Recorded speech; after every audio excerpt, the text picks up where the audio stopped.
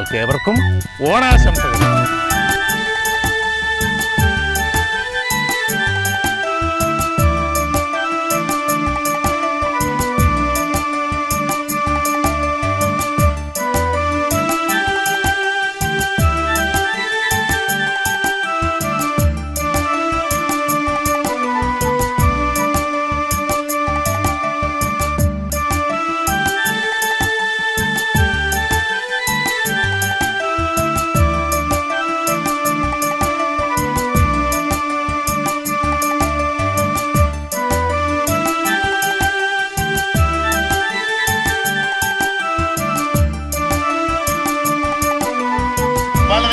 നബിദിനാഘോഷത്തിൽ പങ്കെടുക്കാൻ മാവേലി എത്തിയ കാഴ്ചയാണ് കാണുന്നത്.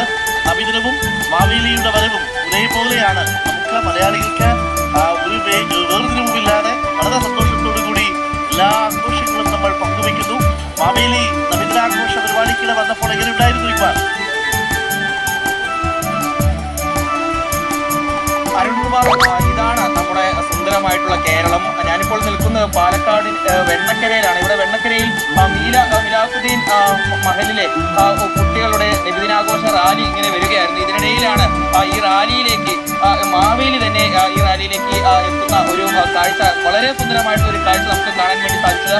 Vennakkara Sagar arts and sports ക്ലബ്ബും അതുപോലെ തന്നെ മിലാസുദ്ദീൻ പള്ളിയും അതുപോലെ തന്നെ വെണ്ണക്കര ദേശവാസികളെല്ലാം ചേർന്നാണ് ഇത്തരത്തിലൊരു സന്തോഷ മുഹൂർത്തം നമുക്ക് നമ്മുടെ മുന്നിലേക്ക് എത്തിക്കുന്നത്. ദൃശ്യങ്ങൾ കാണുന്നത് പോലെ തന്നെ മാവേലി ഈ ഇവിടേക്ക് നബിദിന റാലിയുമായി എത്തിയിട്ടുള്ള ഉസ്താദുമാരെയും അതുപോലെ തന്നെ നബിദിന ആഘോഷ റാലിയും എല്ലാം സ്വീകരിക്കുകയാണ്.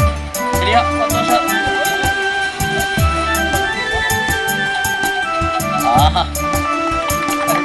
ഇതിനും വലിയ സന്തോഷ കാഴ്ച നമുക്ക് മലയാളികൾക്ക് വേറെ എന്താണുള്ളത്? വലിയ നമ്മുടെ ചരിത്രത്തിൽ ഇതൊക്കെയാണ് മതസൗഹാർദ്ദം നിലനിർത്തി, അങ്ങനെയാണ് നമ്മുടെ ഇന്ത്യയുടെ പാരമ്പര്യമുള്ളത്.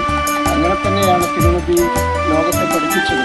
അക്കിരിഞ്ചാറക്കോലം കാനക്കാപ്പുറ തൻ്റെ അയൽവാസി ഇതര മതവിശ്വാസിയാണെങ്കിലും സൗഹാർദ്ദത്തോടെയും സ്നേഹത്തോടെയും ജീവിക്കണമെന്നാണ് തിരുനബി അവിടുത്തെ അനുചരന്മാരെ പഠിപ്പിച്ചത്. ആ സന്ദേശം ഉൾക്കൊണ്ടുകൊണ്ട് തന്നെയാണ് ഞങ്ങളും ഇവിടെ ഒത്തുചേർന്നിട്ടുള്ളത്.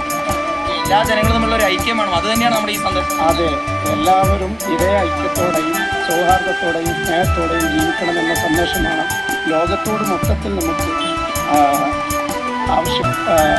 സന്ദേശമായി തിരുനബിയുടെ സന്ദേശമായി അറിയിക്കാനുള്ളത്. സന്തോഷമായി, ഹാപ്പിയായി.